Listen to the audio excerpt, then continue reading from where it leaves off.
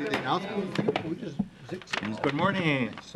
Morning. I'd like to call the Door County Board of Supervisors meeting to order on Tuesday, December 17th at 10 a.m. Would you please join me in a pledge of allegiance? I pledge allegiance to the flag of the United States of America and to the republic for which it stands, one nation, under God, indivisible, with liberty and justice for all.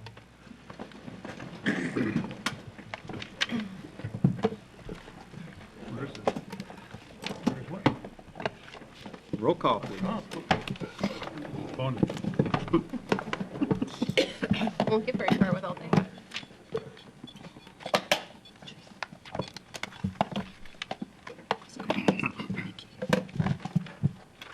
First push, yes.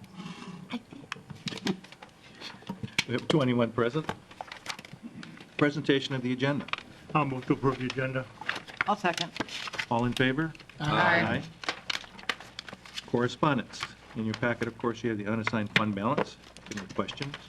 There's a thank you note from the Register of Deeds Association and email correspondence from Don Fricks. We'll now move to public comment. Does anybody in the audience like to make a public comment? It's my birthday. Please. Good morning. Good morning, everybody. Thank you. Donald Fricks, 8305 Quarterline Road, Fish Creek. I'm here to repeat what I said at Administrative Committee a week ago, because what I said there will not be recorded in the minutes of that meeting when they eventually are produced. I think that's a disrespectful action towards the public when referring to the kind of golden rule, treat each other as you'd want to be treated, which is kind of contained in the mission statement with the county. So I'd like to see that policy changed to where when the public shows up to make a statement, it's recorded in the minutes. And along with that, I asked administrative if there was a way to provide full audio recordings of all committee meetings going forward. I think it'd be great, and then to make those audio recordings available similarly to agendas and minutes the way they're available on the county website. People can go and listen. Supervisors who weren't able to make it would have a chance to see what the rest of the committees and their fellow supervisors are doing. The other point I brought up with confirmation from 3 top-level county employees, I understand that the Forestville Mill Pond Stakeholder Group, constituted by performing work for the county government, held 4 meetings confirmed to have been open to the public, but failed to post public notice, produce any agenda, and failed to record any meetings for those meetings whose work-produced product eventually informed all your votes on the Mill Pond drawdown. So there you go. I'm asking that, well, and then the 3 county supervisors that were named to that group, you know, just by the constitution of the committee, presented an unnecessary and avoidable risk for a potential for a walking quorum. So I thought that should be looked at some point. Anyway, that's kind of where I was going today. And I'd really like to see all committee meetings recorded. And I heard that it would cost too much money. I've got a $46 audio recorder that has a USB drive, and in 2 minutes I can copy and paste an entire file of that administrative committee meeting into my hard drive. And there might be some expense to get that uploaded to the county website, but you know, that's $46. If we don't have $46, that was one thing. We got an explanation about there's different requirements for open meetings for different types of staff to county committee meetings. Well, I'm talking about just as one meeting. So if you're referred to different types of meetings, don't be distracted. I'm talking about a specific meeting that with 3 county supervisors on that board, and like I said at the beginning, so I'd like to see that addressed, and I understand it's going to be on the next administrative committee meeting, So I appreciate that, and thank you very much. Yeah, thank you. Anybody else for public comment? Hi, Joel Kitchens, Assembly Representative. morning. Just thought I'd stop by and give you a very brief legislative report. The legislative session is winding down now. I think as we go forward through the next several months, the focus is really going to be a lot on clean water. We had the Clean Water Task Force, which I'm a member of, and we'll be coming out with our recommendations. So I think that's really going to be the major focus. I don't see a whole lot of major legislation coming forward other than that. Hopefully all of our townships are applying for the local road improvement program grants to help your roads. And other than that, there's really not a lot going on. If you guys have any questions about anything, be happy to answer them. Okay, and there is a box of the new Wisconsin Blue Books over there if anyone would like one. So, Great. thanks. Thank you, Joel. Anybody else make a public comment? Going once? Twice? And I'll close public comment. Any supervisor's response to any public comment?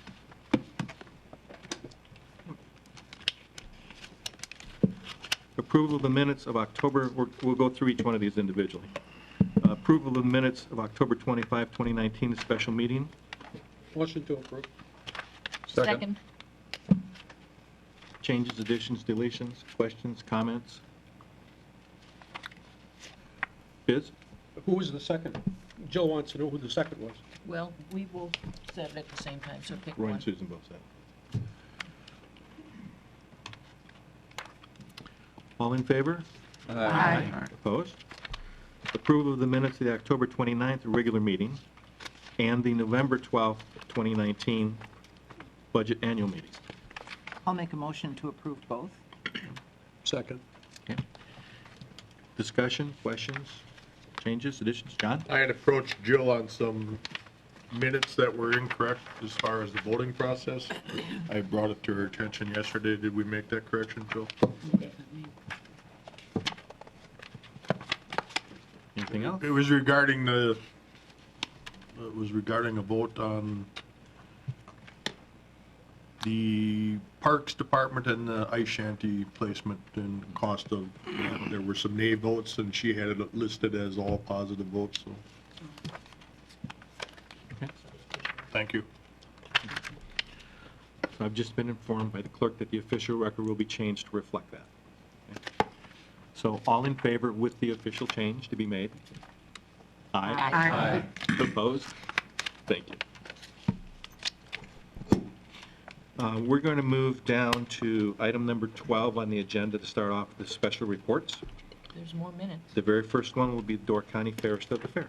There's one more minute. There's more minutes. To approve?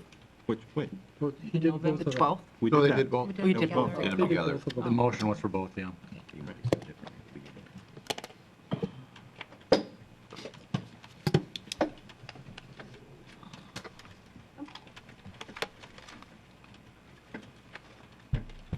Good morning and welcome.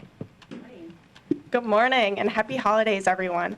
My name is Katie Gillett, and I am your 2019 Door County Fairest of the Fair. Just a little introduction about myself. I am the daughter of Monica and Blaine Gillett, and I am currently a sophomore at Bellin College studying radiology. This is a program that I wanted to enter into as it is in the medical field, and I love helping people and promoting the health of everyone. So that takes me to why I became a part of the Door County Fairest of the Fair. It is to promote our community, and I take high respect on our community and wanting to promote it and show what we all have here in our community. It is a scholarship program, but it is focusing on marketing and promotion. So this is where I go and do radio ads. I attend parades throughout the summer leading up to the fair, promoting our fair to get people to attend it, and also entering into it to show our products here in Door County. In July, we handed out over 5,000 flyers in parades promoting our fair and what is going to be at our fair. And so in total, we've, as a program, we put in 500 plus hours into traveling to other counties to promote our fair. Radio ads and other promotion of our program and marketing. This is a youth leadership program, so as I promote our fair, I gain leadership skills, communication, as well as talking to individuals like you promoting our fair. If you guys have any questions about what our program is, I would be happy to answer your questions and just to get what our program out there, because I know a lot of people are questioning what the program is and what we do to promote our fair and marketing and what a value it is to our community. So if anyone has any questions, I'm free to answer. Yes. This isn't really a question for you. I'm just throwing out an idea. I approve of any program that allows a young person to gain speaking skills, communication skills. It's good to be marketing our county. I think the goals are admirable. I love the scholarship part of it. The only thing I'd throw out there as food for thought is to make the adjustments and broaden this so that it is open. Obviously, there would have to be some changes, but to broaden it and open it to both male and female contestants. We actually, excuse me, we actually do promote that anyone can apply, both female and males. We just haven't had anyone apply yet, and so we are open to it, and I guess us promoting it more, we would be definitely open to that. I just suggest that you'd need to do that, and to make it attractive to a young man, there would have to be some adjustments in terms of the appearance, let's say. It's just a thought, but I like the idea that it's open to both. Thank you. That's a really good comment and a question, too. So an ambassador program, so there would be a male that would want to apply for this. So example, if there's a crown and a sash, perhaps no crown. So it's universal that way, and we don't want to give that impression that you have to do both of those. So, okay, that helps it out. And there's, when I was Kewaunee County's fair, so the fair that year, I won't name, but the first contestant running for state as a male was that year too. So it's been growing, and that was quite a few years ago. So there's becoming in more of an ambassador program. Any other questions or comments for me?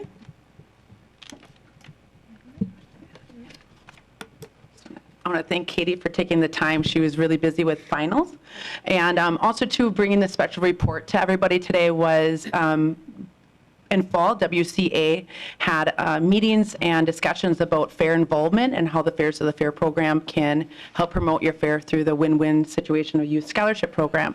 So with that being said, I thought it was a great time then to bring it forth that this was established. I started in 2017, first fair is 2018. We have our 2019 Fairs of the Fair, and to give you a report and your agenda on what we have been doing and working on. And believe me, there's more to it than that simple back-to-back page report on what we're doing and trying to do. Another thing to add for applicants, if they're interested in this Fairs of the Fair program, they can find us on Facebook. It's pinned to the top of the page. It's an online application, or contact myself or Katie, the Fairs of the Fair, to give you a paper or to send you the link that way if you're not on Facebook.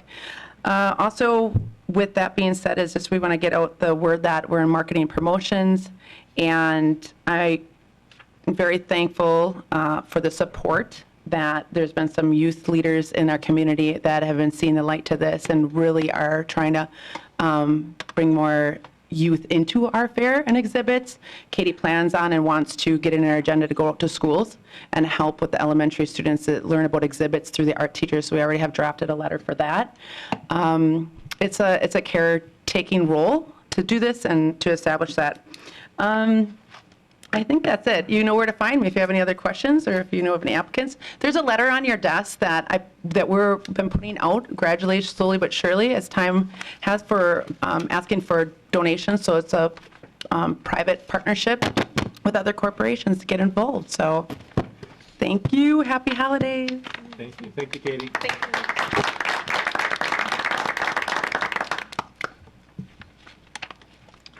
Next, we have Door County Land Use Services Zoning 101. Good morning, Mariah.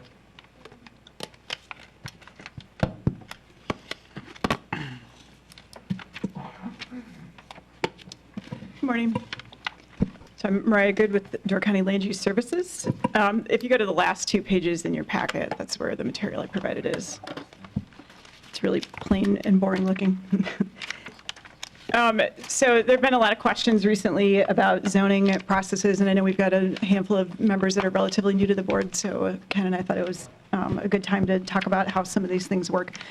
The first thing that I wanted to go over briefly is the difference between a plan and zoning. So you'll hear communities talk about their comprehensive plan or their development plan or their smart growth plan, and generally what they're talking about are the state mandated plans that people usually call the smart growth law that are required if you're administering zoning. So that's true whether it's a village, a county, a city, or a town. If you're administering your own zoning or your own subdivision code, then you're required to do a comprehensive plan. Zoning, on the other hand, is one of the tools to implement the plan. So the plan is just a guide. It's not something that you can actually enforce, but the zoning and other regulations that you might adopt are the ways that you implement your plan. And zoning ordinances do things like determine how property can be used, what the lot size requirements might be in a certain district, what the setbacks are, density allowances, all that kind of thing. In Wisconsin, we have 3 main types of zoning. The first is shoreline zoning. That's in effect within 1,000 feet of lakes and within 300 feet of navigable streams. And that's by state law that we have to, as a county, enforce zoning in those shoreline areas. And that's been true since 1968. Since 2016, counties have had to administer shoreline zoning regulations that exactly match the regulations that the state has in place. Yes, Mr. Anigal. As a reminder, that does not go for villages and cities. Correct. It's only in the towns that shoreline zoning is in place. So yes, that's been mandated since 1968, and it used to be that the state regulations were the floor and counties could do whatever they wanted to on top of that. Now, since 2016, those state regulations are exactly what we have to regulate and can regulate in the shoreline. The second type of zoning, major type of zoning, is floodplain zoning. This has been in effect in Door County since the early 1980s. This is not really mandated, but essentially mandated if we want to be able to have people get mortgages for properties that are in the floodplain, and those are a mixture of state and federal requirements in that floodplain ordinance.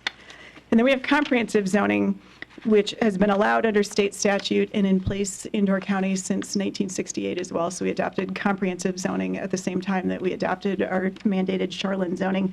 Comprehensive zoning goes into effect in the entirety of a town, not just the shoreline area, if that town has chosen and voted to enter into county zoning. So there's 3 zoning options for Wisconsin towns that are in counties that have a comprehensive zoning ordinance in place. So the towns can choose to either adopt no zoning. They're still going to have the shoreline zoning in effect, but they can choose to not have zoning in the rest of their town. And we have 3 towns in Door County that have chosen to do that, and that's the town of Egg Harbor, Gardner, and Nassauwappee. The second choice is that a town can adopt a town-level ordinance. It requires county board approval, and the shoreline zoning ordinance is still going to be in effect, but the town can adopt a town-level ordinance, and we have 2 towns that have done that, Brussels and Union. And then the third option is for the towns to adopt county comprehensive zoning, and then the county has jurisdiction throughout the entire geographic area of that town, including or on top of the shoreline zoning as well. And we have 9 towns in the county that have chosen to do that, and I won't read them all off to you. And as Mr. Anigal already pointed out, according to state statute, cities and villages generally do their own thing, so they're not subject to any of the county zoning ordinances, although a lot of the concepts and processes are similar between them. So county planning, zoning, and decision-making processes are what I wanted to spend a little bit of time on. We have a category of permits that we generally refer to as over-the-counter, although that's a little bit of a misnomer because our zoning administrators do go out and do a site visit for almost all of these. But these are permits that are processed at the staff level only, and generally, assuming that somebody turns in a complete and accurate and compliant application to us, it'll take a week, maybe 2, for those permits to get issued. So those are regular zoning permits, the floodplain permits, shoreline permits, mitigation permits, sign permits, and then most land divisions actually are only reviewed by staff. Then we have another category of permits that require public hearings, and the requirement for a public hearing for this type of permit comes from the state statutes. So we have variances. Those are a request to relax a dimensional requirement, like a setback. So if someone doesn't have room between a wetland and a water setback and the road to actually fit their building on the property, they would request relief from one or more of those setbacks. We also have appeals. Appeals can be either of a zoning administrator's decision and interpretation of the zoning ordinance, or it could be a resource planning committee decision that someone is appealing. We have zoning map amendments, so where you petition to change the actual zoning district for a property or properties. And then zoning text amendments, which change the actual regulations that are in the text of the zoning ordinance. And then finally, we have conditional use permits, which are a type of use that's been determined that can be allowed in that zoning district if the ordinance criteria can be met, and the resource planning committee feels like it's an appropriate use at that particular site. So as I said, that group of permits requires public hearings, and we do have two different bodies that hold public hearings, and this is also required by state, so things can get a little confusing. We have what the statutes refer to as the Board of Adjustment, and that's what Door County calls ours, is the Door County Board of Adjustment. The Board of Adjustment is required and governed by state statutes. It has 7 lay people as members that are appointed by you, and they serve rotating 3-year terms. They are the only body per state statute that can hold hearings regarding variance requests and make decisions about variance requests. That's not something that the Resource Planning Committee is allowed to do. They're also the only body that can hold hearings regarding appeals. So either those appeals of the zoning administrator decisions or the Resource Planning Committee decisions. The second group, which you're probably more familiar with, is the Resource Planning Committee, also required and governed by state statute. In the state statutes, I think it's referred to as the planning agency. That's the oversight body for the Land Use Services Department, and they're the policy decision makers for the county planning and zoning program. The Resource Planning Committee is, and I think has been for many decades, comprised of 5 county board members. There's not a requirement that they have to be county board members, but that's what Door County has always done. And the Resource Planning Committee holds hearings regarding the zoning map amendments and zoning text amendments, so whether we're changing either the district of a property or the rules relating to a particular use or category of properties. And those you should be somewhat familiar with because the final decision on the map and the text amendments comes to you. So the Resource Planning Committee holds the hearing in order to come up with a recommendation to bring to you, and then you make the final decision as to that map or text change. And then the Resource Planning Committee also holds conditional use permit hearings. So there's a relatively new state law that says that conditional use permit application decisions must be based on substantial evidence, and I've provided for you the definition from the Door County Comprehensive Zoning Ordinance as to what qualifies as substantial evidence, and that definition is lifted straight out of the statutes. And basically what that new law from I think 2 years ago says is that a conditional use permit application must be granted if substantial evidence has been provided that addresses all relevant criteria and concerns, unless there's been opposing substantial evidence that's been presented that the committee finds more convincing about whatever the topic is. And the short version of what substantial evidence is that it's got to be facts and information. So what the state was trying to do was make sure that decisions about land use were not being made based on emotion, but rather on facts and information about whatever the relevant criteria is regarding that particular project. So how do we run our hearings? We use the same basic process for both the Board of Adjustment and the Resource Planning Committee hearings, and that's because a lot of it's dictated by statute. So we receive an application, and we go through the application as staff and ensure that it's complete and that it's in compliance with all of the regulations that we have the ability to verify, like dimensional standards and things like that. We do a draft staff report, and then this part is not mandated by the town or by the state, but this is something we've been doing for about 20 years. We then take the application and that draft staff report and we forward it to the towns for 28 days where we're in kind of a holding pattern. So we're required to notify the towns when anything is coming to public hearing that affects them, but we're not required to give them that extra 28 days. But like I said, we've been doing that for many years. So we send the application and draft staff report off to the town. The towns hold whatever review process they want to hold with regard to the permit. Some do a process that almost replicates what we do at the county level. Others just put it on their agenda and talk about it, and whoever shows up is who gets to talk about it. So after that 28 days, or if we've heard from the town sooner, whichever is first, we then go ahead and fall back into what we're required to do by statute, which is to start our public notice processes. So we're required to publish it's a Class 2 notice, so it's 2 notices published 1 week apart in the paper of record, which now we have more than one option. And that last notice has to be at least a week before the hearing, so that takes a minimum of 3 weeks for us to do that notice process. And as part of that, we also do a mailing to all of the neighbors within 300 feet of the property in question as well. And then roughly 7 or 10 days before the hearing, we do the final meeting packet, which gets distributed and posted much like your other committee packets do. And then the public hearing itself, as I said, is about 3 weeks after that notice procedure starts. And both the Board of Adjustment and the Resource Planning Committee do 2 rounds of testimony. So they take applicant testimony, followed by anybody else in favor, and any letters in favor, opposing testimony, and then if there was opposing testimony, then they do a rebuttal round so that each side gets the chance to respond to the other. The written testimony that we accept up until the day before the hearing. Most of it goes in the packets normally. And then Board of Adjustment and Resource Planning Committee decisions are supposed to be based on the information that's been provided in the meeting packet and that they acquire at the hearing. So they're supposed to be avoiding what are called ex parte communications. Grant can give you the Latin translation. I can't remember at the moment. But basically, the idea is that you want the Board of Adjustment or the Resource Planning Committee to be operating as much as possible from the same basis of information. So that's why, sometimes they'll stop talking to people in the grocery store or wherever they've run into them when people want to talk about a case, because they're not supposed to be taking information outside of the hearing itself. And with that, if anybody has any questions, I'd be happy to answer them. Laura? Hi. Looking around. So how many counties in the state have zoning similar to what we have? You mean where it's a mishmash of some towns, some counties, some... Or it's more county-wide than, because looking at the 3 zoning options, it's more higher in the comprehensive county zoning than that. So what other counties compare, or a number of counties compare in this?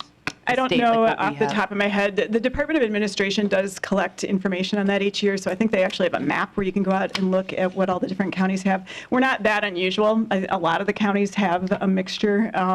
Some of our neighboring counties are different. Like Kewaunee County has only shoreline zoning, and all the towns do town zoning. So that's one thing that might be a little bit more familiar to people. But yeah, I don't know off the top of my head the numbers. So then the follow-up question is, like, if Kewaunee County they do all their town zoning, why, looking at those 3 zoning options, could you just give me some examples on perhaps why they would choose to be in or out? Were there certain events that had happened for this? Well. Or, is it they just certain areas want to tailor it more to their views? Yeah, like open discussion, probably a mixture of that. I don't know. I mean, Gardner and Nassau, well, let's do it this way.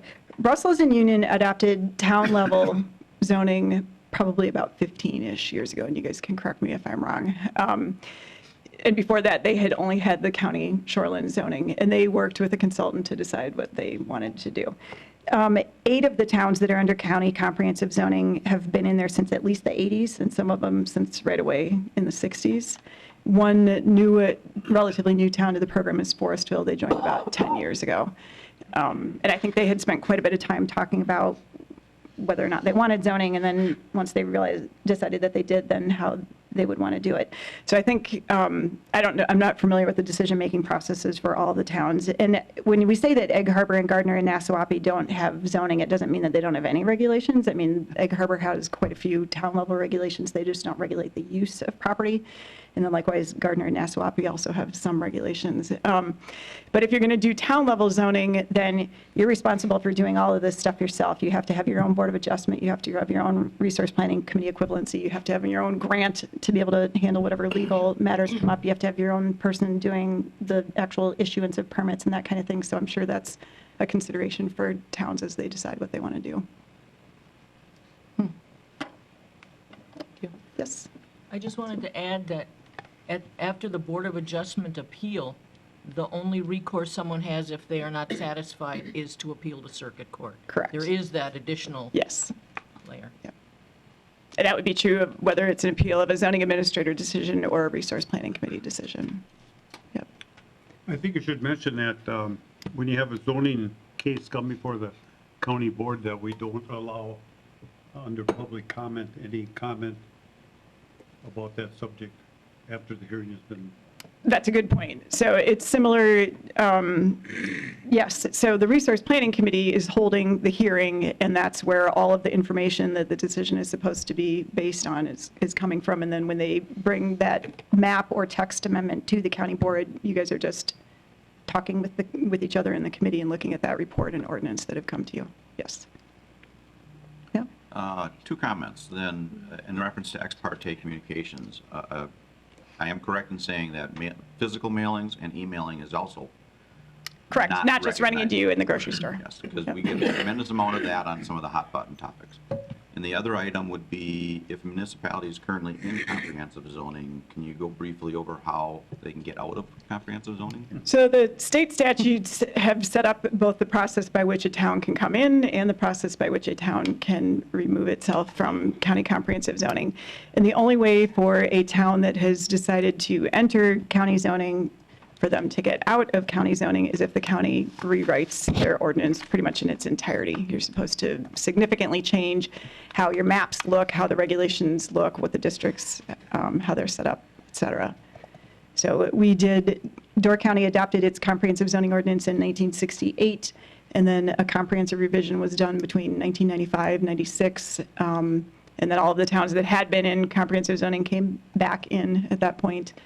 And then, like I said, Forestville has joined probably about 10 years ago. So, any other questions? All right. If you have any other questions, feel free to stop in and talk to anybody in our office. Otherwise, the Center for Land Use Education at UW-Stevens Point has a lot of really good information online, too. Thanks. Thanks, Mariah. Thank you. Next will be the Forestville Mill Pond drawdown update.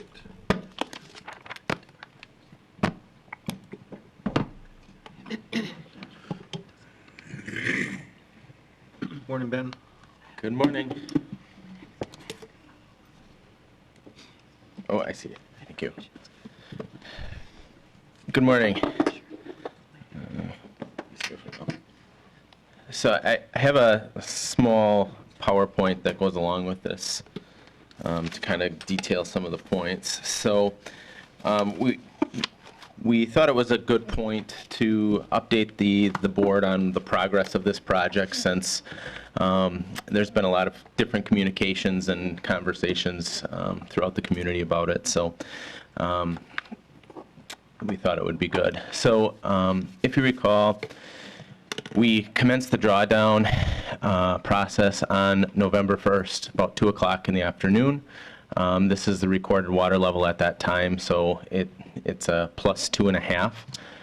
So that's the gauge that's located right adjacent to the sluice valve. So that was where our starting point was in this process. So one of the things that we've experienced in this process is fluctuating water levels. So it started drawing down, and then we had some precipitation events that occurred on these dates, and followed by all of these successive dates as well. Rained a lot. So when we look at, and I didn't have this prepared for the presentation, but we've charted out some of this information, and basically, you know, the water level adjusted almost a foot during all of these different precipitations. So when we were drawing down, we started the process by slowly opening the sluice valve to draw it down slow as we had intended. And then with all of these significant weather events, the water levels rose, and then it was back over the top of the spillways again. So since that point in time, you can see the last date on there, I think is December 2nd. Other environmental fluence, this from December 1st through December 9th, we also had temperatures consistently above freezing. So at the beginning of the month, we started with 6 inches of snow cover on the ground, and it was reduced to 2 inches. So as all of that was melting, that was also contributing to the water body as well. So that influenced some of those water levels. There's been a lot of questions from committee members as well as just the general public about what type of water monitoring is occurring within this project. So the only 2 agencies that we are aware of that are doing any kind of water monitoring are our department as well as the DNR. So when I talk about what we are doing from a county standpoint is we're going out there daily, taking a visual of where the water levels are at, making adjustments, and then we collect a jar water sample like this. So it's dated, it's taken at the outside of the spillway on the sluice valve side. This is pretty much what we do with our sample. We collect it, it's in a jar, and we set it on the table. So this was a recommendation from the DNR just to create a visual of what's going on. We're not doing any chemical analysis, any turbidity, other than the naked eye test is really what we are doing, and that was what their recommendation was. So this water sample is prior to the drawdown. This is from October 31st, and then this is the sample from last week. What we've seen in the majority of our samples is they look like this. We have, I think, 2 samples that have a little bit of grain, a few grains of sand in them, and so that's what we've revealed from our sampling standpoint. I'll leave those up there if anybody wants to look at them. From the DNR standpoint, I talked with Mary Gansberg last week as well as yesterday, and the DNR had turbidity sensors located above the dam and below the dam. On December 10th, they removed the upstream side sensor, and they intended to remove the one on the down river side, but they could not locate it. So it was tampered with, it was frozen, or they weren't looking in the right spot. So it's about 50 meters down from the dam itself. So the DNR is collecting water temperatures and turbidity levels through those sensors. They expect that they'll be compiling that information probably over the month of January, and once they have that information, they will share all of that data with the county, most likely to our department and Soil and Water. So we will get some more information about the impact that the drawdown has had in that sense. Another concern that we have run into with this project occurred last week. So this is the spillway exiting the dam on the sluice valve side. It's kind of hard to see from where I'm standing, but there's metal bars in front of the individual there in yellow. We got a report that there were carp that were hung up on the gate. Now, what this gate is designed to do is it's designed to allow fish passage downstream, but to prevent upstream passage from salmon, so that they don't get caught on the spillway when they come up to spawn. So what we did is we went down. This was last Friday. We closed the valve entirely, let the spillway drain, and then we went out and cleared the fish. The good thing is, of the about 120 fish that were there, the majority of them were actually still alive, and we were able to get them safely down the stream. We had about 40 carp primarily that expired, and we, in coordination with the DNR warden, removed those. what we discovered when we went in to do this, the reason for this backup was somebody had thrown very large, a little larger than bowling ball sized boulders into the spillway, and they were lined along the bottom of that gate, so there was no way any fish could pass through it. So we've removed all of those stones now, and it's been operating as intended since. So kind of walking you forward, this is a photo from yesterday out at the dam, and it's kind of hard to tell, but in the kind of the center of the photo is the sluice valve itself. So you see about 50% of that sluice valve is exposed. It's, to refresh your memory, it's 36 inches in diameter, and the sluice valve itself is about 3/4 of the way open. After we went and serviced the dam with the fish, we didn't open it all the way because we wanted to prevent further fish from getting caught in there. But since the gate is working as it's intended, our plan moving forward, these are kind of our next steps, is probably by the end of this week, we will have the valve completely open, and we will continue to check the progress here probably for the next few weeks, just through those daily observations. But by and large, we've reached the point now in the drawdown where the actual drawdown portion of this project is actually considered complete. So at this stage, what that means is the valve will be open and it'll just ebb and flow as a natural functioning river that goes through a sluice valve, as natural as that is. You know, there has been some concern about sediment movement and transport. You know, through our daily sampling, we haven't seen a lot of it. There has been a few days where the water has appeared cloudy going through, especially yesterday. And most likely this morning. And in my conversation with Mary Gansberg yesterday is this is the river channel establishing itself, and that was kind of discussed when we set out with this project, that there will be some channel cutting that occurs to reestablish that riverbed and the flow of water. Also contributing to that might be some carp and things that are near the dam that are stirring that sediment as well. So we don't expect that this will be an ongoing thing. And if we look downstream from the dam, the sediment that is moving is settling very quickly, which is a good sign, according to Mary. So I guess with that, that's kind of the quick nitty-gritty overview of this. But I am anticipating that there may be a few questions, so I'll be happy to answer any. Yeah, hi.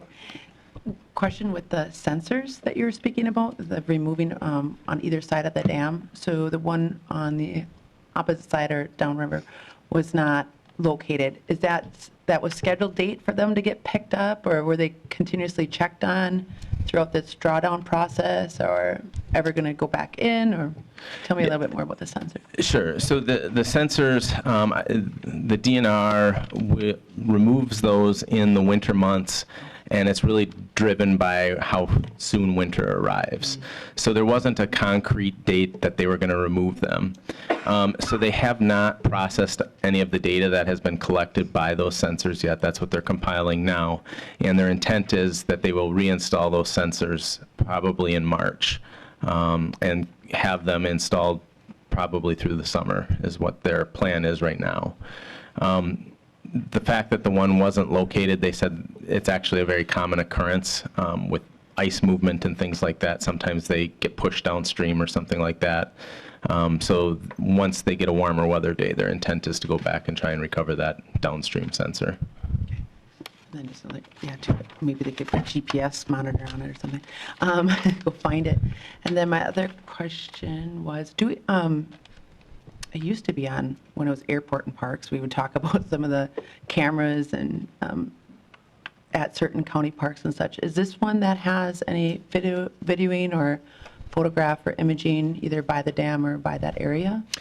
We do have 2 trail cameras that we have positioned out in the park. They're actually currently not there right now because we need to service the cameras and clean out the batteries and things like that.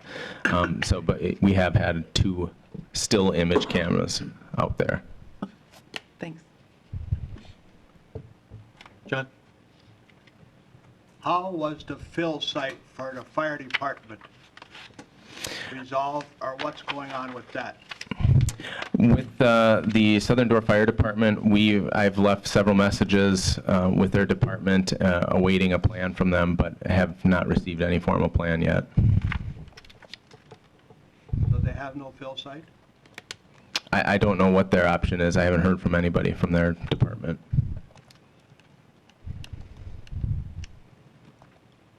I have a quick question, Ben. Yes. I've been, since the drawdown began, and slightly before that, I've been going out there a couple times a week, just checking on it myself and seeing what you're talking about. I understand. My question is, you showed that tape gauge of where we started. When you're saying the drawdown phase is going to be complete, where do you expect the water level to be at drawdown? So the DNR. The reason I asked it is, in my mind, when I went out there originally, I thought, okay, it's going to go way down in front of the spillway, and you're going to see all this concrete there, and that's not what I've seen, so that's why I'm asking. Yeah, the actual sluice valve is, I forget the exact measurement, it's not all the way at the bottom of the dam. So actually, I can go back to that photo just to show.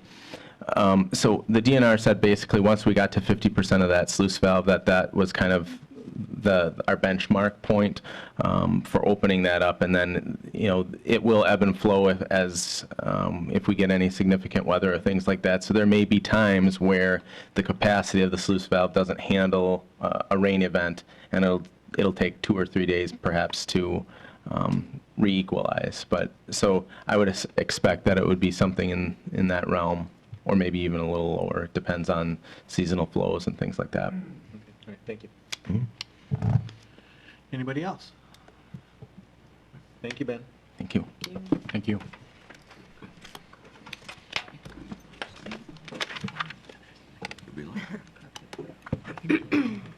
Okay. Up to our resolutions. Resolution 2019-81, non-commercial hangar site lease agreements. Number 13, Paul Cecil. 35, David Shepard. 37, Robert Enlow. 56, Tim Berg. 65, Kelly Hoffman. 67, David Mishut. Sean? I move for approval of resolution 2019-81. I'll second that. This is nothing more than our regular leases that we go. It's here because it's a length of time, which is 10 years, but nothing has changed. It's the normal one. Any other questions? If not, since it involves money, we'll go to the voter board.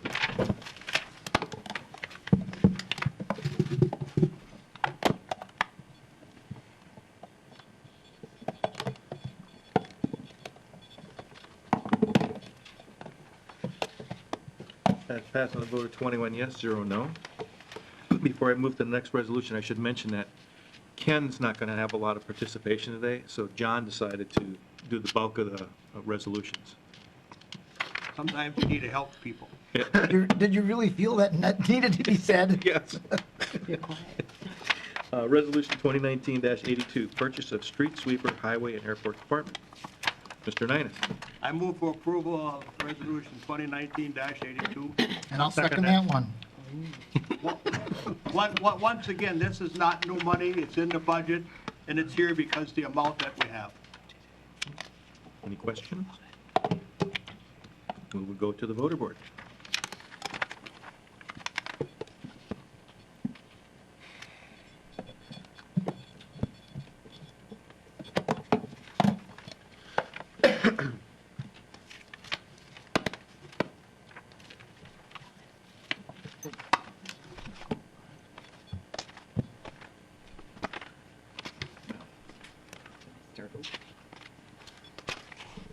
That is passed on the vote of 21 yes.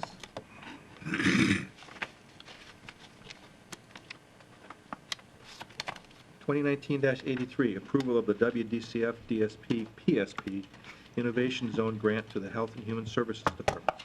Helen? I make a motion to approve resolution 2019-83, which is the approval of the Wisconsin Department of Children and Families Division of Safety and Permanence, for a total over 3 years of $177,690. And I know Joe is here if anyone I'll second has that. any questions. Thank you. Linda? My question is, or I'm asking for clarification.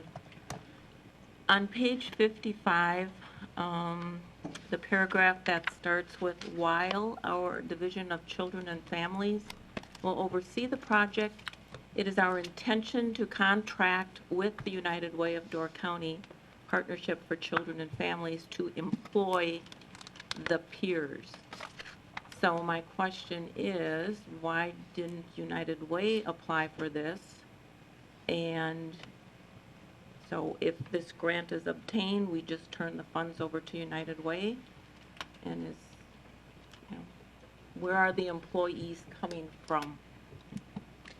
So the grant itself could only be applied for by a county agency, so United Way wouldn't have been eligible for that application. We have several grants that we use as pass-through funds, so this would be similar. We would be able to take the money and then use it to develop programs. The partnership is a program where we are already partnering with United Way and doing a similar type program, so this would expand those services. Those employees, part of the resolution or part of the requirement of the grant was those employees would have to be former individuals who had kids in foster care. So that pool would come from people that we know, but the hiring would be done through United Way, as they would be the contract agency to actually hire those employees starting in 2021. So the first year is planning money, and then the money is for planning and implementation in the following 2 years. So United Way staff would do the interviewing of the prospective parents, and Correct. do they set the wage then that these parents are paid? And Yep, so we work with them on all of that because we have limited funding, but yeah, they ultimately are the employer of hire, just like when we contract for many other services. so all of the grant funds, if received, go directly to the United Way, and there's no funds coming out of the county coffers? No, there are no tax levy funds to go into it. We can request reimbursement for some of our staff's time working on this project. Your staff's time for what? So our child welfare team would be part of this project in the beginning particularly, and so we would be working with United Way, and we could get reimbursed for that time if we submitted it. Thank you.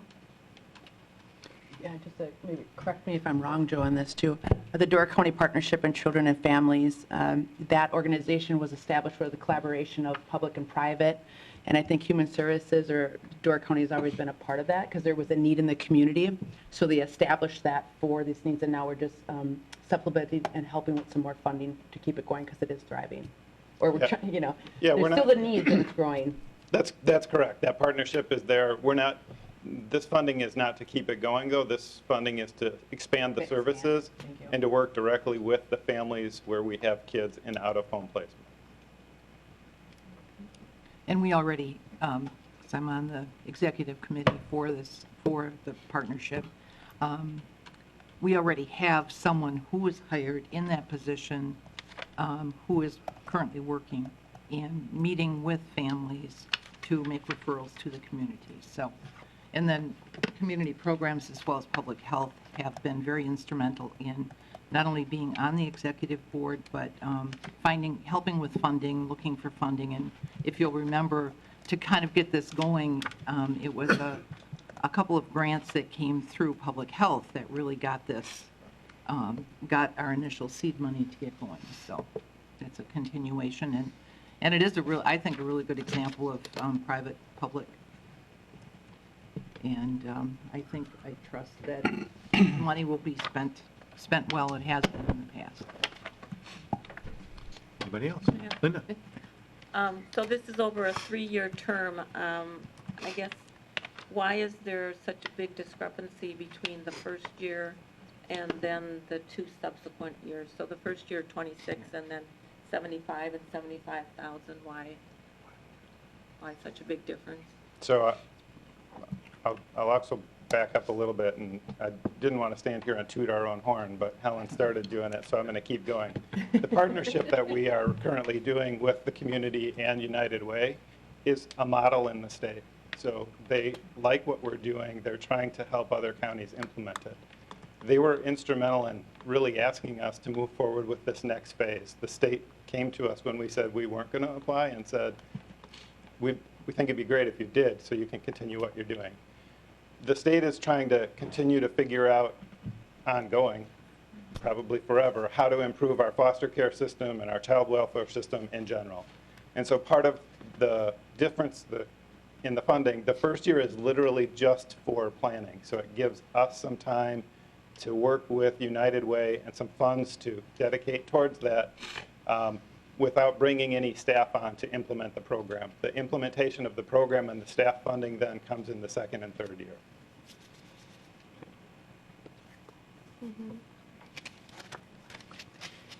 Anybody else?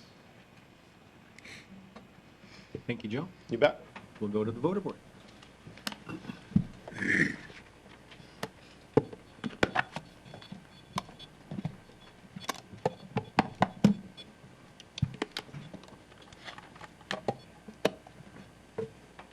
Passed on a vote of 20 yes, 1 no.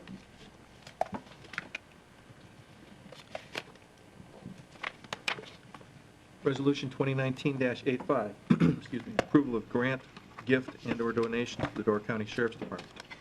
Joel? Also move. No.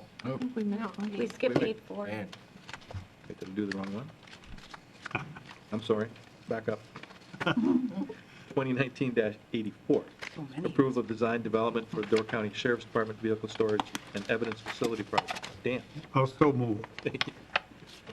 I'm going to turn it over to him. Was there a second? I'll second it. Thank you. Thank you for having me here again today. On each of your desks is the plan overall. So this is the first round of planning for this project. Well, I should back up. This isn't the first round of planning. We went out to some design documents and found that we were way over cost estimates. So we did an RFP for a new architectural engineering firm, and that's Integrity. Chris Disher from Integrity is here today if we get into some specifics that I'm not really sure of. He'll be able to answer those. So we've gone through the Facilities and Parks Committee as well as Public Safety on this next plan. It's essentially a 5,000 square foot building. As far as capacity into the future, we've designed a third more than what we currently hold now in evidentiary vehicles. It could be motorcycles, cars, trucks, whatever the sheriff decides to put into this particular space. The first page, T1.0, is the literally 30,000 foot view of the site plan. So the building will go behind the Justice Center, essentially, on our parcel that we already own. So we already have that property. The second page is a little bit of a blow-up of that. You may have black and white copies, so it's kind of difficult to discern where the actual building is on yours.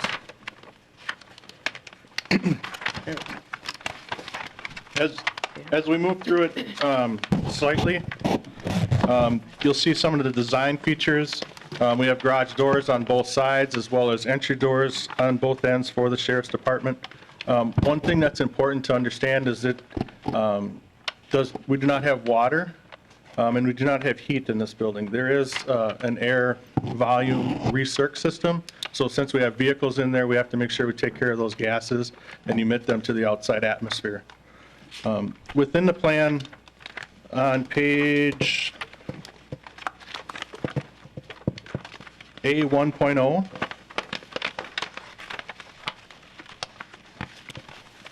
down through the middle of the building, you'll see a series of boxes essentially that are on the floor. So those are pull points that we can pull some of these vehicles that are not rolling vehicles off of a roll-on truck. So if it's on a flatbed, we can connect the vehicle to the floor and actually pull them off a little bit safer than what we're doing now. We have a process to do that in the building that we're at, but it's definitely not the safest way that we accomplish that.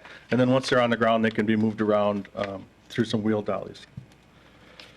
If you look to pretty much the back page, nope, next one, A 2.0, you'll really see the north, south, east, and west elevations of the building.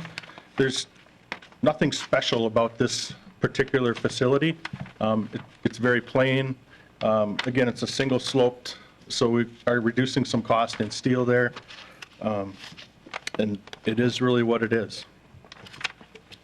When we look at budgetary numbers, right now, and I handed one to the county board chairman, we are actually $14,000 below budget on our cost estimates. So we've had 2 rounds of cost estimates through Integrity, as well as our other estimates that we have to pay for on top of the actual construction. So we have the next level of design documents. We have some utilities that we'll have to put in there, and then we'll have some earth and groundwork that we'll have to take care of. Questions on this project? Yes, sir. Due to the black and white nature of the second page, it is difficult to see. Are we blacktopping completely around this building? So we have doors on both sides. Well, there's a few different parts to that answer. So we have a 5-foot concrete apron on both sides, and there will be a requirement to have some blacktop to the site. So we are within the city, so it has to go through there as design aesthetic review. It is zoned as farmland as we came back, so it's an absolute use that we can put this building there, but there's going to have to be a little bit of an approach, most likely. We are not doing cost estimates right now to blacktop all the space that we'd be using to roll off vehicles into the building. Okay, so presumably we're going to be blacktopping between the building proposed location and the current parking area or roadway area. Correct. So as we come off that current parking lot, it'll be de minimis, really, as long as we can push that through the city the way we intend to. Do we have a concept? Because to me, the remaining blacktop is still, if we're going to put doors on the other side, you need to blacktop the other side. Do we have a concept of that additional cost? We do not yet. So we're going to bid ad alternate for the entire paving, and then we'll have to bring into the scope of our project the minimal amount of paving that we may need. So really not under budget yet, because we don't know that dollar value yet. Correct. It's fair. We are pulling a $38,000, where's it at here? Contingency. So I think we'd be well within our scope, plus the $14,000 that's not budgeted yet. Especially if we keep that in-house to highway. We found that all those numbers have been coming back very favorable on our projects. Thank you. Whichever. Whoever. Mr. Verley? Yeah, Wayne, is there eave troughs on this building? There are. And where, is the city going to require a retention pond, or where's this water going to go? So as far as we know so far, and Chris may be able to answer this a little bit better, and any water, so it's essentially 5,000 square feet that we're going to take off the building that we shed. As far as we know so far, the capacity of both the stormwater pond and the internal stormwater sewage, I don't want to say sewage, it's just the stormwater, where it drains to the north towards highway into that swale, is more than adequate enough for this facility. Thank you. Yes. And I just had a follow-up from when you brought this up to public safety, is that there was no additional cost for security or cameras, et cetera, onto the building, that there's enough already in the adjacent back of the Justice Center. Right. So in response to that, so there'll be wall packs, which is lighting, and then the cameras that are on the back of the Justice Center now already cover the back area. So we're already looking at that back parking lot with the existing infrastructure. Thanks, Wayne. Just a question about just the engineering specs. Have we looked at all about the possibility of putting solar panels on the roof? Has that been factored into any of the, just strength of the roof and engineering it? And so Chris might be able to answer that a little bit better. So additional weight or anything like that was not taken into account with this original design. We're still in the pre-planned design phase here. That building is built as a cold storage building up here in Door County, so there is quite a bit of weight in there already, and there's some collateral load.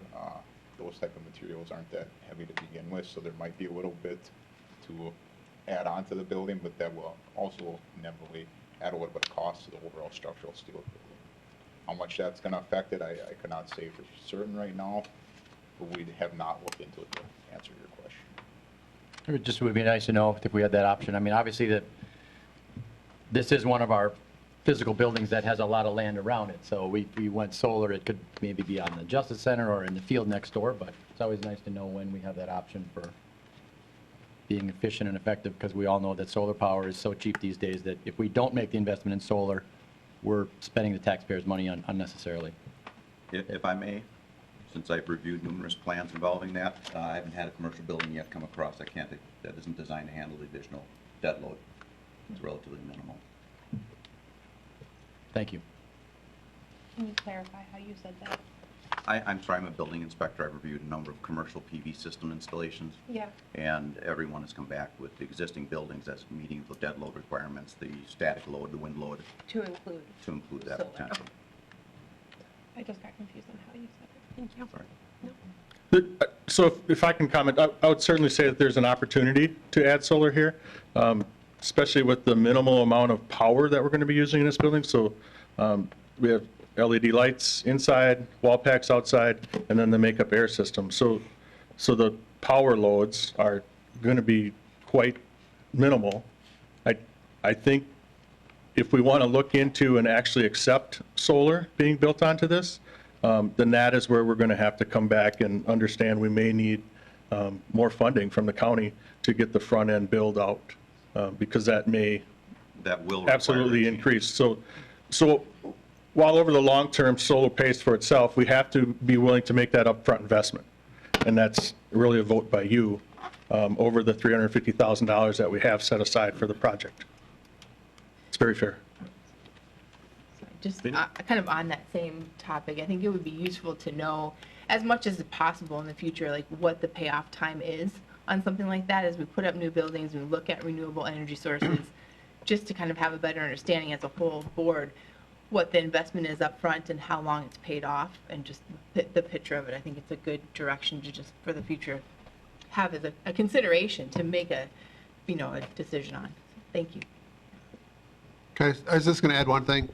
On this building, there was just some initial discussions on that, but again, it's only, 5,000 square feet. And really, just my general recommendation, if we were actually going to step into doing solar, probably our biggest payback would actually be looking at the Justice Center itself in terms of trying to utilize the rooftop there. And obviously, if you look at solar performance, the better performing that's still in heating water, believe it or not, and versus the direct conversion to electricity. So if we actually want to pursue that, I'd actually recommend not really investing in this size of a building because there's such minimal energy consumption right now. But if we actually want to pursue it, eventually at some point in time, we'll take a look at it and say, hey, can we look at solar? What facilities? Where's the biggest bang for the buck? And I actually do think that'll be on the Justice Center itself versus the small building. So we had that discussion, but I just wanted to make you aware. It's one of our thought processes when we're looking at this. Linda. And again, this is a cold storage building. There is, as you pointed out, there is no heat nor plumbing in this building. So correct. Now perhaps the panels could be put up there and that energy sent to the Justice Center, but this building does not require heat, correct? Correct. David? Yeah, I guess I agree with what Ken just said, that, if we're interested in doing anything solar, then it's something that should be looked at separately, maybe be a standalone unit, or, I think we're putting the cart before the horse here a little bit on this small building project.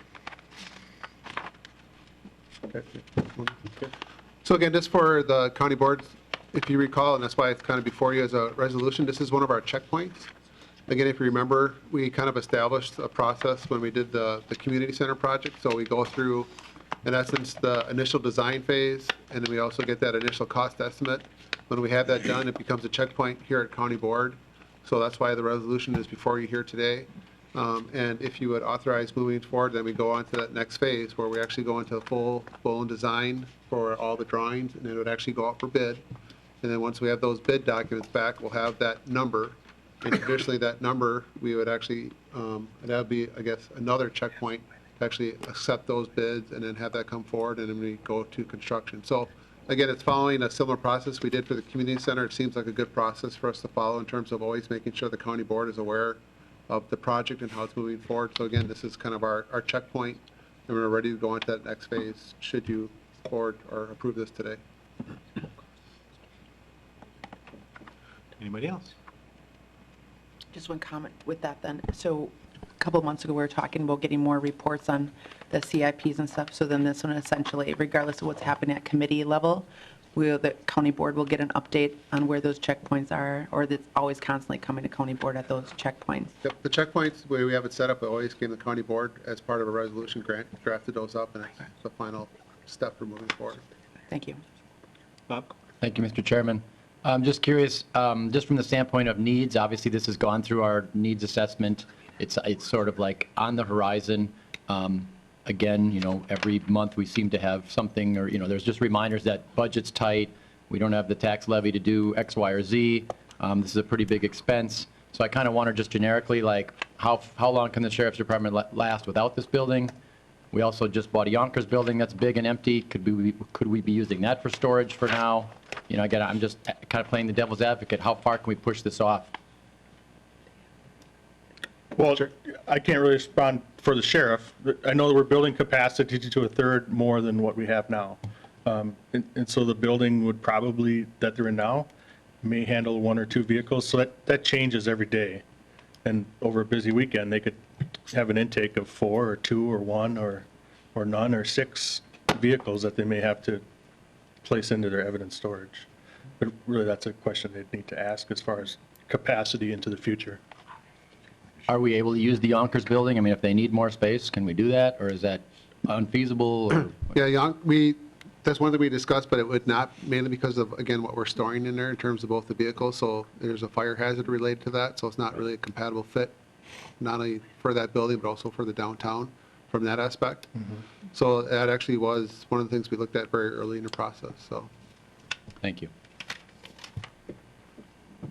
Just to add to that, this is also, you know, evidence. So there's a security issue there as well. Helen? I think this has been talked about for a number of years. It goes way back to when the Justice Center was built. It was kind of taken out of the budget at that point. So I think, and I think this came before committee at a much, much higher cost. It was actually sent back, redesigned, redone, and we've come back with something that's a reasonable price and a reasonable building that still fits what the Sheriff's Department needs. So there has been quite a bit of work that has gone into this in the past. Okay, I don't know. And just one more comment too, because it did come up at, I think it was public safety it was discussed, but the building design, it's actually pretty simple for us. Should 10 years from now, we are at capacity, we need to do an addition, it's really easy to, in essence, add on to this building and still have it.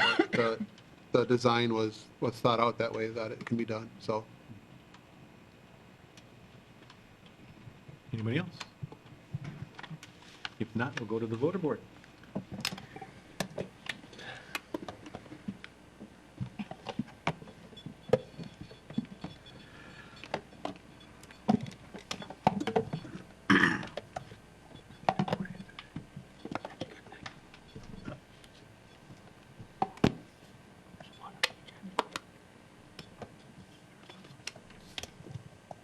Pass on a vote of 20 yes, 1 no.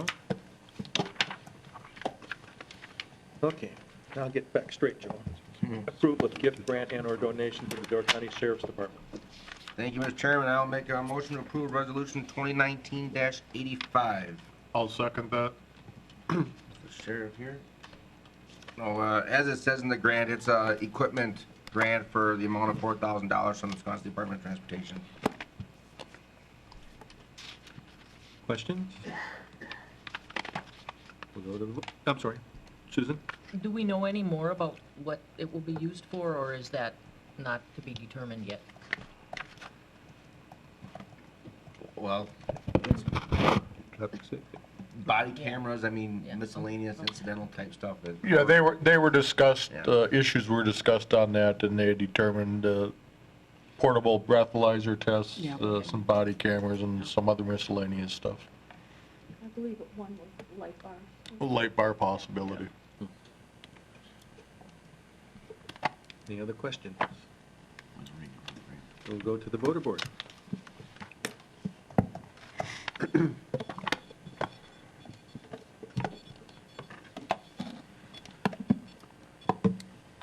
Passed on a vote of 21 yes.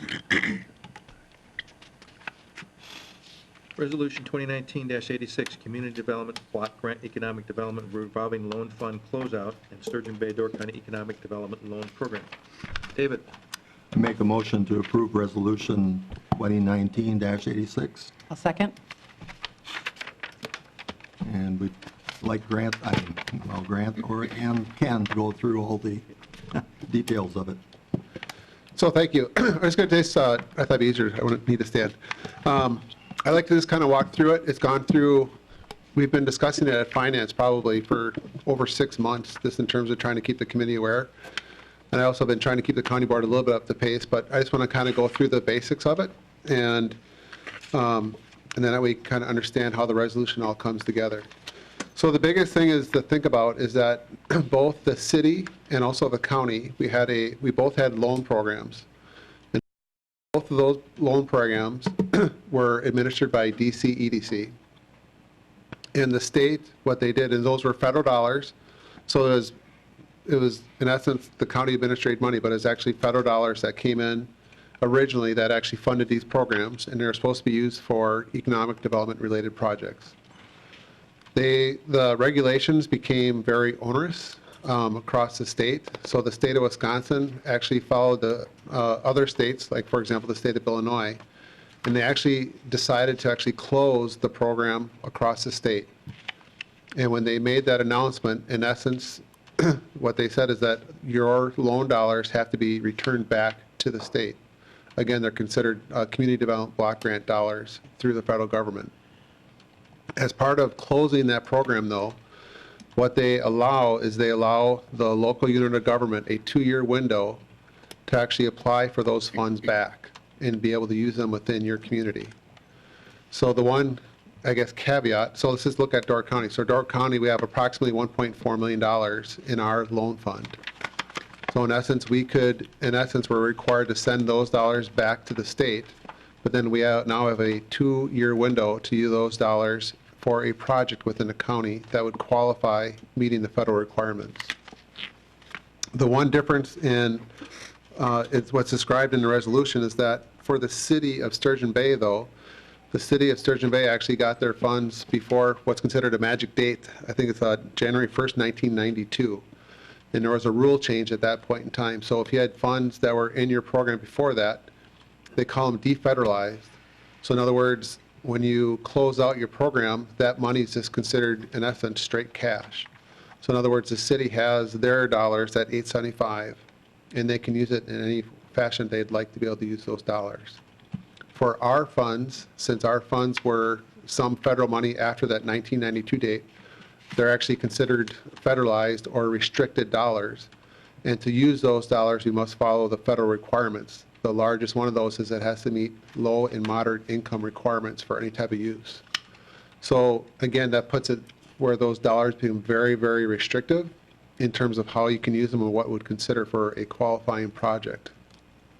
So long story short, what we have done over the past year, but more in earnest the past 6 months, is to figure out a way to try to leverage the dollars as much as possible for Door County, but then also try to maintain a loan program for economic development projects. And that's kind of where this agreement kind of comes together.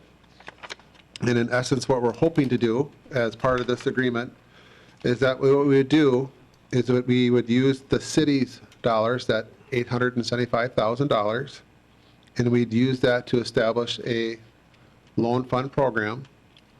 And what we'd hope to do is to make that a county-wide program. In other words, it wouldn't just be for city projects, it'd be available county-wide. As part of that agreement, for us working together, Then the city would also allow non-competitive access. So if you look towards the bottom of the page of the resolution, and there's an updated version that was placed on your desk with some corrections made. But in essence, we are allowing non-competitive access of the county's $1.4 million to be used towards the West Side School project. And again, that's significant really in two ways. One, obviously a significant project not only for the city but for the county, but really for us, it's a project that actually qualifies for us to be able to use those dollars. Again, those dollars are very restrictive in terms of use, and a housing project that's as being proposed on the West Side School actually qualifies as a project that meets all of those federal requirements moving forward. Because that might be one question you have, is why are we using it all towards related to that? Then again, so the city would actually apply for those funds, and in essence, the county would issue a letter saying that we support the project and use of the funds towards that. Then you'll see the next bullet is obviously that the city and the county would create what's called a new economic development loan program, and that manual is included as an addendum. But in essence, what we're doing is we're, I guess, trying to continue the program that has been done by DCEDC, again, as a countywide program, except it does not have the same number of restrictions that are tied to, I guess, what's being closed out. So in other words, we're removing some of those federal requirements in terms of how those loan dollars can be used. The neat part of this then is that as part of this agreement, we'd actually do an intergovernmental agreement that would be drafted by Grant. And this is kind of where, again, we're trying to leverage those dollars back. In essence, the way the project works, the project, they actually get it as a grant, as far as that $1.4 million, but the city can also recover expenses related to the project. For example, we all know about the relocation of the ball diamond and the sale of the parkland. So between those expenses and also money that the developer can recover after the 15 years, in essence, what we're going to do is actually have the city, through this period of time, will actually match that $875 at year 15. And in essence, we both become equal vested partners in the loan fund program at that point in time. So in other words, they initially did the $875, and then once they get $875 back, they're going to say, hey, this was, in essence, part of the county $1.4 million. We're going to take that $875 and match it. So now we're both vested partners 50-50 into that loan fund program. So that's a win-win for both of us, and we're both equal partners in that loan balance. In addition to that, there'll probably be some additional dollars that also can come back from that project, and that's where that, I guess, that last bullet comes in, where you see that there'll be an additional $4 million, or $400,000, $4 million, yeah, no, that really went up, $400,000 that would also come back to the county. And again, that would come back to the county as unrestricted funds, but again, when we had talked about it, you know, if we would elect to use a countywide housing program, that'd be the opportunity to also apply that.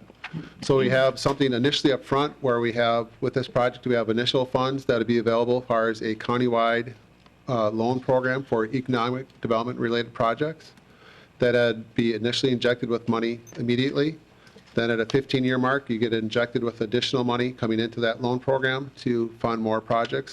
And also there'd be some money that would be available for our use for our discretion, but it could be used for something like a housing program related to that. That's up to our discretion at that year 15 mark. So that is the intent of the resolution that's before you. Again, I know in terms of the project from the city standpoint, the city has approved pretty much everything related to the project moving forward. Also, the grant application has been submitted, and we should know sometime in April or early May in terms of whether or not it's awarded its, I guess, status through WIDA as a project moving forward. And should it move forward, it'd move forward sometime in September, October in terms of actually that project starting. The resolution itself, in essence, if you under the now therefore let it be resolved, in essence it authorizes us to close out the program and establish a new loan program. And likewise it instructs, in essence, Grant to go through and work with the city and draft up the intergovernmental agreement that kind of flushes out these terms actually on paper as terms of a legal agreement between the two entities. And with that, I'll take any questions. Hopefully I made that somewhat understandable. Vinnie? Thank you. I have one following this train here, but So for the West Side School Development to qualify, it had to be available for low or moderate income or be connected to that to meet the state qualifications to make this transfer to local kind of authority of this loan program. So what kind of control mechanism is going to be in place so in 10, 15, 20 years that's still a development for low and moderate income housing? In that particular project, since it is housing, that's why I'm asking. Yeah, so at a minimum, when they enter into the agreement with the state under the WIDA grant itself, that's that 15-year window where they have to meet all the requirements related to getting that, in essence, grant award through WIDA. So the minimum is that 15-year window for that. And there's also some incentive for them to maintain that housing beyond that point, but that's the minimum window that's required under that program for the WIDA grant designation. Okay, so as we say as the county administers the loan program, do you foresee, I mean, maybe this is looking too far in the future, but would the county be putting in a mechanism to keep something like a housing trust to keep that development as the low to moderate income available? I think that project, usually once they have and they start getting those tax credits, I think traditionally they usually don't convert them away from that. What I see the opportunity for us is really that 400,000, should that money come back at that point in time, it's an opportunity for us to expand some of our housing programs. It'd be nice to have the injection right away, but I think we'll continue to see housing as an issue. But I think that'll be the nice opportunity for us to look at different options as well. Thank you. Linda? On line 33, the acronym UGLG. I looked and looked. Yes. I looked and looked for a description, but couldn't find one. Okay, Looks so like ugly. they're called UGLUGs. Uglugs. And actually, Grant and I had a little side bet to figure out who would actually ask for the acronym. And Grant, you had it written down, I know that. I have it written down. It's units of general local governments. We purposely put that in there as an acronym without a definition just to see if anybody noticed. Could you repeat that again? Okay, Units Jason. of, General local government. thank you. Well, because I noticed, what does that even mean? That's Grant's sick humor coming out, so I think it's kind of classic. So you made it up? Motion to remove it? No, it's actually, it's an actual term, but if you go to the state, they're called UGLUGs, but that's how they use that Thank term you. for that. Helen? I have a pair of Uggs at home. Anyway,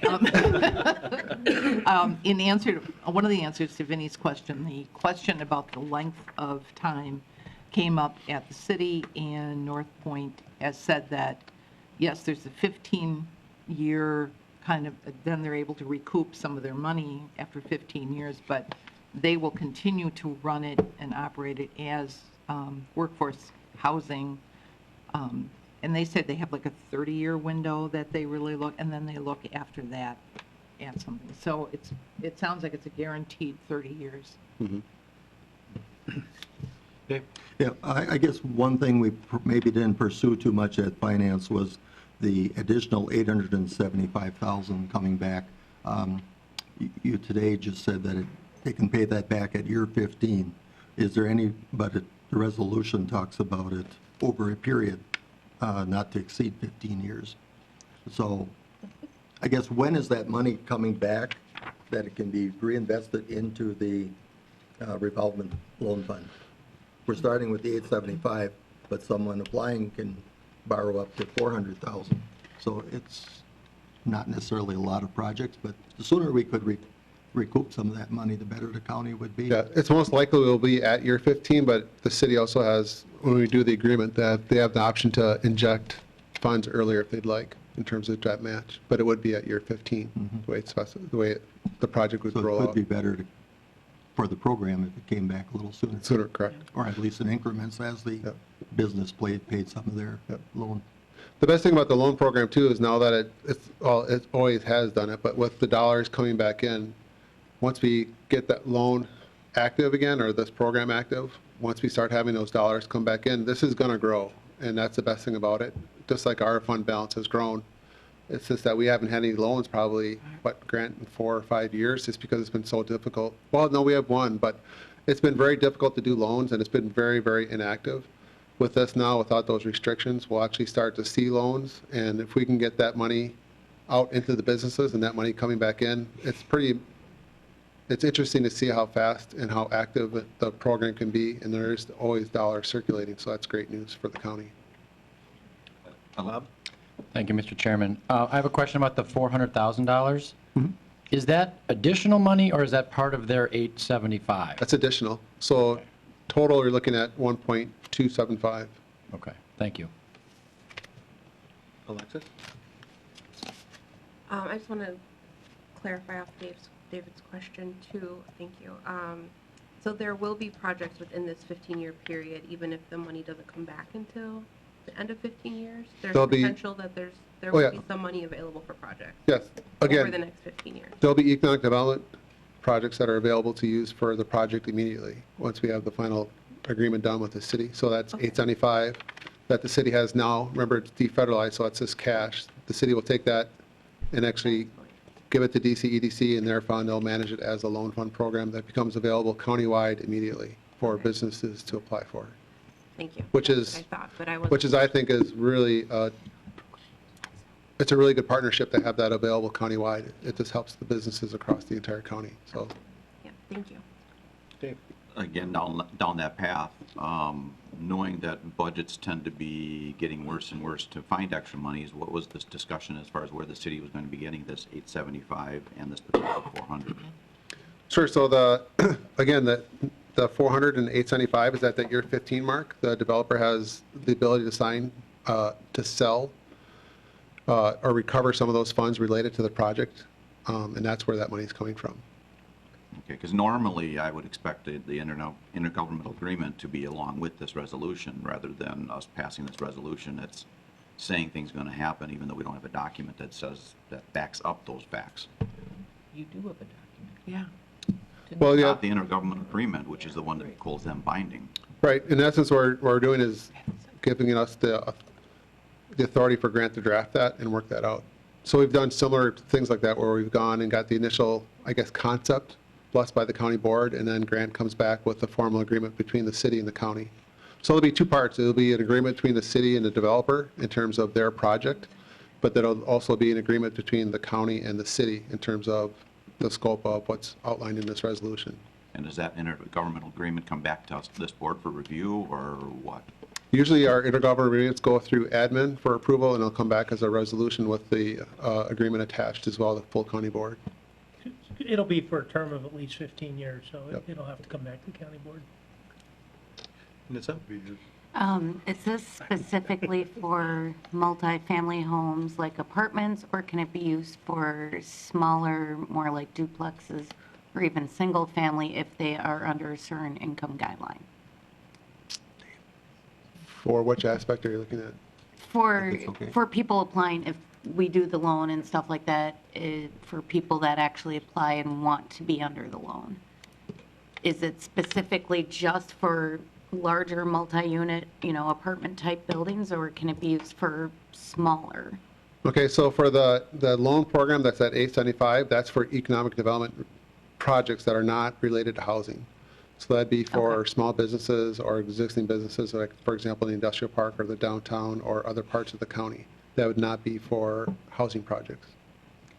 But using it towards like the West Side School, that is a housing project. Correct. So, and that's where it gets a little bit confusing. We had the same thing at the finance committee. I had to kind of explain. You got to kind of separate the two. So the money that we have is the federal dollars, and those federal dollars have to be used for a specific project, and that housing project actually does qualify. So that's that 1.4 million. Okay. The money that we're using that 875 for is totally unrestricted, and what we're using that money for is for a loan fund program for economic development projects that are related to, I guess, businesses either expanding or growing or entrepreneurs, that type of thing. It's not related to housing. So there's a difference between those two. Okay. Ellen? Well, just a clarification on kind of the process thing. This is as far as coming through the city. I mean, there are a lot of moving parts to this, and it's very hard to understand. And we had quite a few people that, in the public comment section that were very concerned about city money and where the city money was going. And we had some of the same comments about, well, if this isn't the done deal, why are we voting on it? But I think the decision to break it up and I mean, you have to really hear this more than once to be able to understand it, and even then, sometimes you get a little confused. But we did the same thing in the city, and I think that that's just to kind of say, okay, so we've come this far, we're approving of this. Now let's go on to the next stage and approve of that. And I think it's kind of like Wayne coming and talking to us about a checkpoint with a building project or something. I think it's to try to keep us all informed and be able to ask questions, especially when you get to something as complicated as this, because it's a hard one to understand. Susan? I guess I just want to compliment all of the people, Ken and whoever he worked with, and Grant and DC, EDC, and the people from the city, and what they had to do. I mean, here was $1.4 million that we had in a revolving loan fund that was going to go away if we didn't figure out a way to use this in a way that benefits our community. So there's the goal that we have of affordable housing. This is using that goal and coming up with a project, and there perhaps were not very many options to use it, to keep that money in our community, and plus with the city cooperating because they had less encumbered funds to get another revolving loan project going. I mean, I really appreciate the time and the effort and the creativity. I mean, I teased Ken about this at finance, and that maybe I'd have to bring him a cake to Waupun or wherever. I mean, I'm joking, but the fact is, they were careful, they were creative, and they came up with something that is legal and that will work for us and keep the money here, and I appreciate it. Bob? Thank you, Mr. Chairman. Maybe this helps clarify Nissa's question, which I appreciate, because again, like Helen said, this is kind of a big thing, and for us to understand it, we need to kind of talk it through and maybe see it a few times. But, so is it, to clarify, there, after the 1.4 million goes to this West Side School project, the county won't be part of, there won't be a affordable housing program unless we choose to implement one, correct? So that hopefully clarifies, and that, again, I needed that clarification, so thank you. And then I just have a question. So once this, the unrestricted funds, or, we have this new loan program, so it's going to be the Door County Economic Development Corporation that administers it? I mean, I see, it's like the, the correct program administrator shall be the DC executive director and staff. They're going to be managing loan portfolios on a daily basis, administrative services, loan review. I guess I think in terms of like bankers and loan people, like, do we feel comfortable that that's like in their wheelhouse? Is that? Yeah. So actually, DC EDC has administered both of our loan programs for Since 1997 or 8, it's been Yeah. a long time. So they do all the loan reviews, they do all the loan administration all the way through. They've done that for both communities. Plus, they also have a separate loan fund program through EDA. And I can't think of the acronym right now. It's going to escape me. But they also have another loan program, which they also do all the loan fund administration. And as part of the requirements, too, there's the manual that's related to it. And also, there'll be things that we do just to make sure that we're, I guess, following all the federal requirements. So from a wheelhouse standpoint, I think it's actually a really good fit, because I mean, I really wouldn't want to have that portion in-house. I'd have to get some staff that have that expertise. But the fact that they're administering loans already, and this is already within that wheelhouse, and plus we have the review set up both for the loan committee, both for that and the board, I think it's a good spot for it to fall.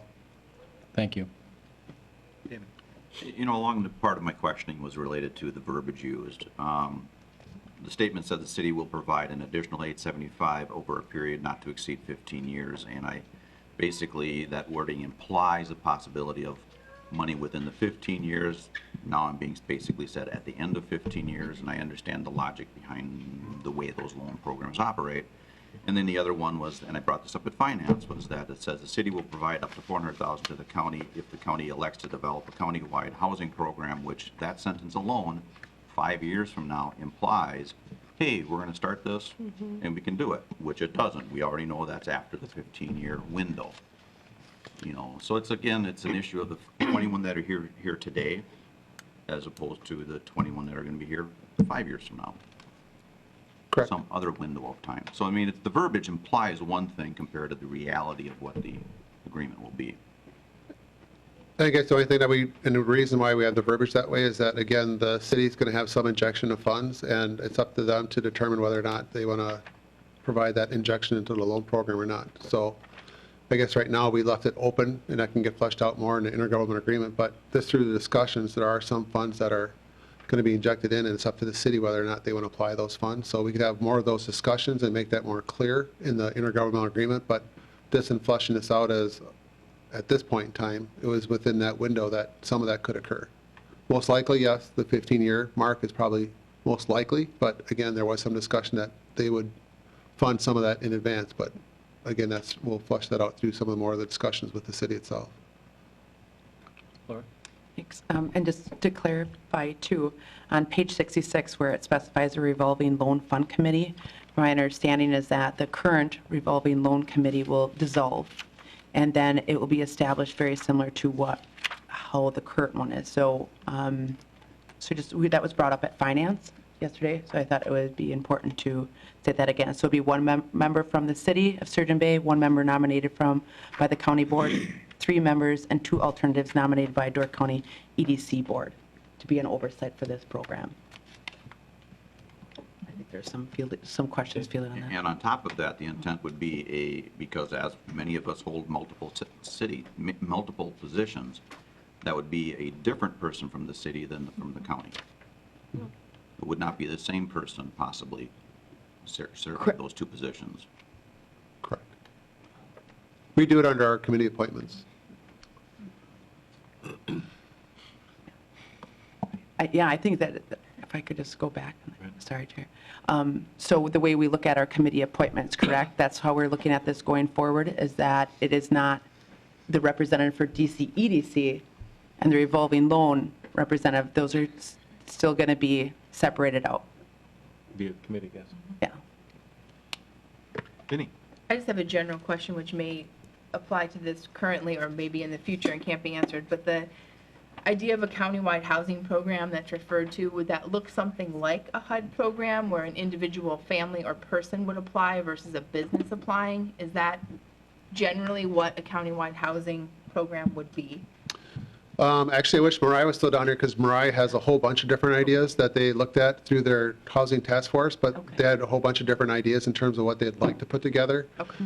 You know, the one thing that was even discussed, well, 2 things. One is there actually is a partial program that DC EDC does administer on behalf of the county already, so there are some programs, so I want to make sure that's clear as part of the record on TV that there is some assistance that's available for housing-related projects as far as repair and stuff like that. But in terms of moving forward, yes. So like, for example, when we did that project where we had some of those in-rem properties come forward, and we did that partnership with the city, you know, that'd be another great example where if we had some funds available for a housing program, if some of those properties were available, could we offset some of our expenses to help make sure those properties then go towards affordable housing? So I think Mariah has a whole bunch of ideas of what she would like to do, but I think that's where some of that creativity comes in terms of how we want to address some of those issues.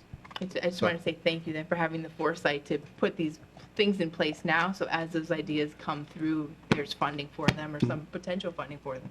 Thank you. Yep. Yeah, I think it's important to look at the housing shortage and work in that direction, but I think we should keep a focus on this money coming back into the revolving loan fund to go towards business opportunities that we're trying to create and job creation too. That's the primary use of that money. Anyone else? Helen? Somebody was talking about business opportunities, and I think a lot of it is marketing. A lot of even current business owners don't know about the funds, and so I think one of the goals that DC EDC has is to market the fact that the revolving loan fund is out there and that people can apply, and it can either be an upstart business or it can be a business that needs to expand or replace equipment or do something like that. So they've been very good at getting the word out, but certainly if you know entrepreneurs, this would be an augment to any type of loan program that they were trying to put together. So. Anyone else? That will go to the voter board. Just one question, in regards to amendments to the policies that are written here, does that come back before the full county board if an amendment was made or changed? I think the process was, especially for the loan manual, normally what we do, since both communities are a part of it, we try to do, I guess the committee can make amendments to, let's say, the loan program. And those ultimately would go through, all the way up through the DCD board, but then both of those then would go through the, I guess, the two governing bodies, which would be the city and also the county. And that was discussed, just in terms of making amendments or changes to that, that'd probably be the best way to go forward. The reason I was asking that, Ken was on page 65 under 1.5 amendments that discusses the manual may be amended and then approved by the Door County Economic Development Council Board and Sturgeon Bay Common Council and then the County Finance Committee. Does that exclude the full county board then? Not in my mind, no. Okay. I think we just put that down because the Finance Committee has traditionally been the, I guess, the home of administering the loan fund programs. But again, if it's a process where we had actually amended document, we normally have an accompanying resolution that come then to the county board for approval. Thank you. Okay, we will move to the voter board.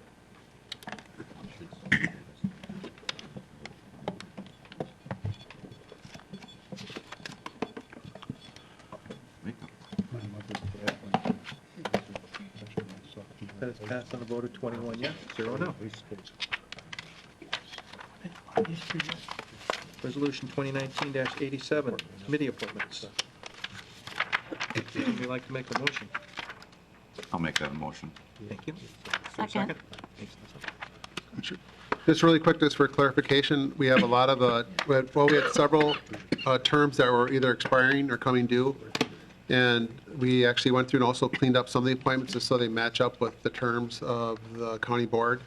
So again, you'll see we're looking at the Board of Health. Again, we appointed a doctor onto the board. And again, we're looking at taking it through April 2020, and we'll obviously update the appointments when we do that in April for everything. Again, we have the Housing Authority, the Human Services Board, again, primarily, again, the doctor and also our 2 supervisors. And again, you can kind of go through the list, but each one of those are, I guess the update is related to each one of those positions and matching up with our process as far as our committee appointments in April. Questions? Not on a voice vote.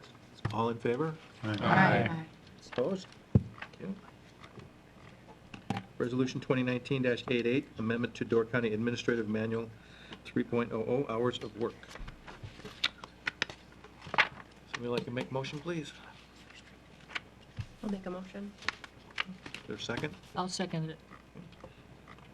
Want to explain? Sure. So Kelly's here, so she can make this thing, but I can just kind of do an update. So in essence, we're going through and we did have a change in the hours of work related to facilities and parks for the custodial staff, and that was included in terms of the packet, but then we also went through and made some changes to other areas where the hours were, I guess, we're doing some cleanup, and Kelly can cover those if you'd like to hear each one of those. We've had quite a few requests this year for changes in schedules, hours of work. The most recent, as Ken said, to the second shift custodian staff. And therefore, so I just pulled the entire section out of the administrative manual so that we could update each of the areas, telecommunications, highway department, the alternative work schedule has been added, that was approved last month, and then I have also put in the second shift custodial staff request. So it's just a little cleaner this way to do it all at once in one, so you can see everything. Any questions? Not a voice vote.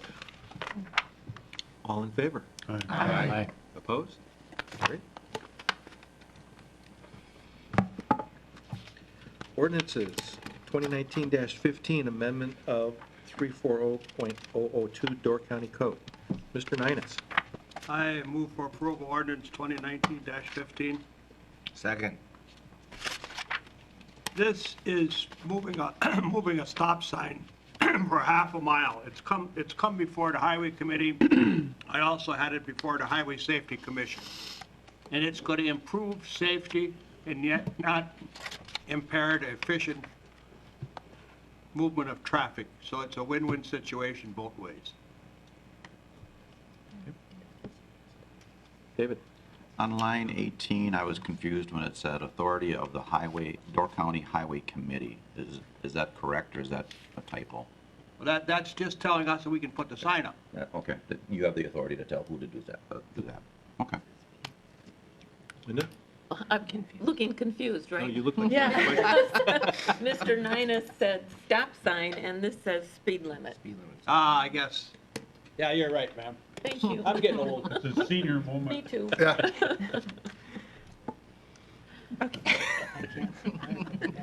So yeah, so just to clarify, so this is on County A, and again, what they're looking at doing there is request to expend the speed limit, the 35-mile-an-hour speed limit, a little bit further to the north. And that's what you'll see is they added on that half a mile. It goes up to, again, if you're familiar going that way, there's a creek that goes there. So again, it was a request that was made. They did the analysis on it. It reduces the speed for that additional half a mile.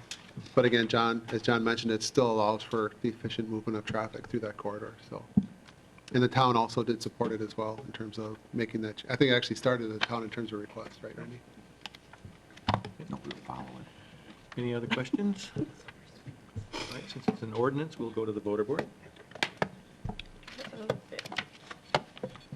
Here comes my ticket. I gotta remember that. Pass to the vote, 21 yes, 0 Go no. that way.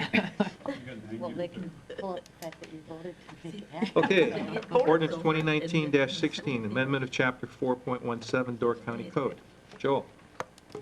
Now, make a motion to approve ordinance 2019-16, please. Is there a second? Second. This one, somebody should explain it better than me that knows it way more than I do. Sure, so in this one, what we did is at the Public Safety Committee, Tammy went through and did a review. So in this case, they adjusted some of the fees related to some of the costs that we're recovering. And again, it was pretty straightforward in terms of the thing. I know at the Public Safety, we actually had the red line version, so I know we had mentioned it before that we like to see that. It was a mention on my part. We've done that in the past, and I see David already nodding his head. What's the change?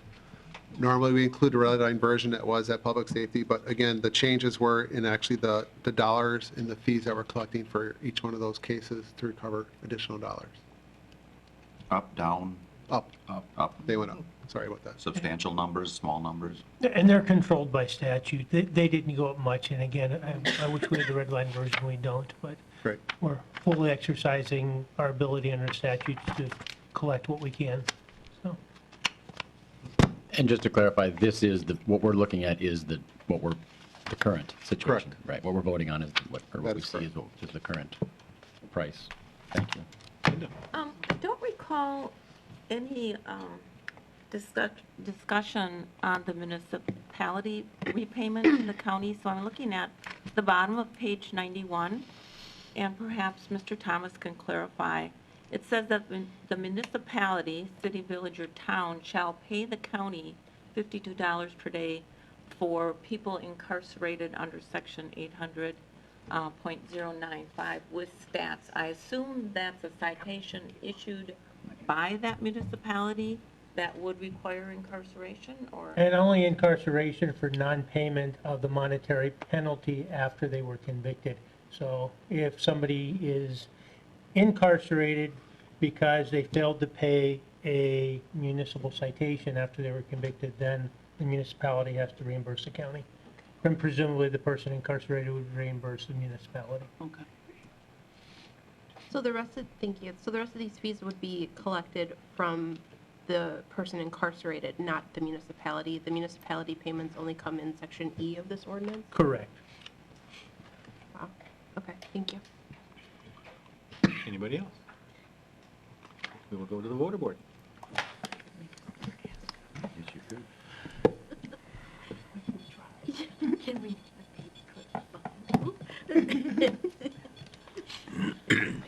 Smart.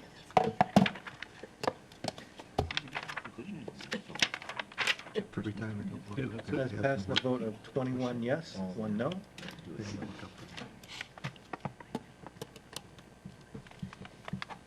New business, election of Civil Service Commissioner, 5-year term, expires December 24th.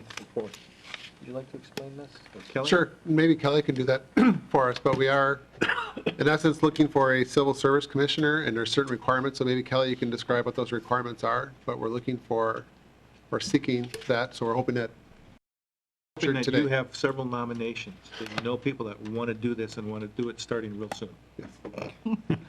So there are 5 members on this commission, and their main responsibilities are to oversee the hiring process for the deputies. They meet whenever there's a recruitment process, so it's not a regular set appointment where you show up every month. We contact you, we try to put the quorum together, and then go from there.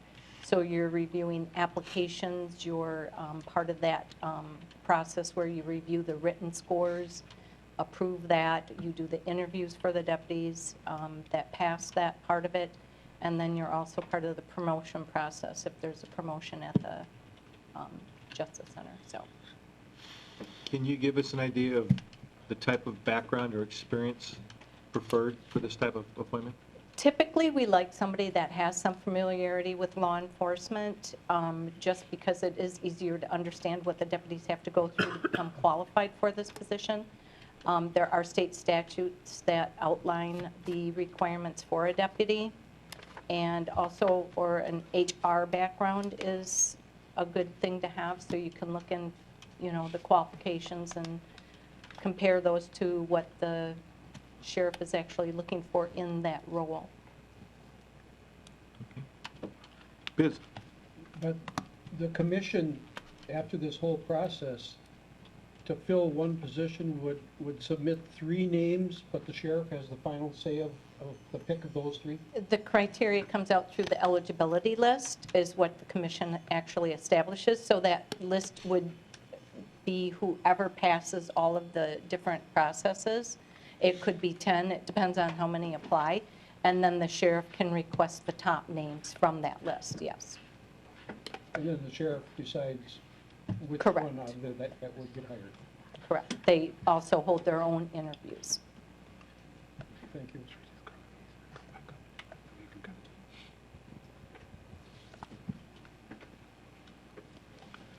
So that's what we're looking for. Do you have anybody?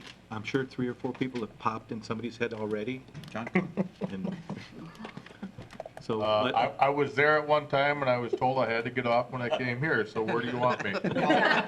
There, I guess. All right, thank you. That was informational purposes.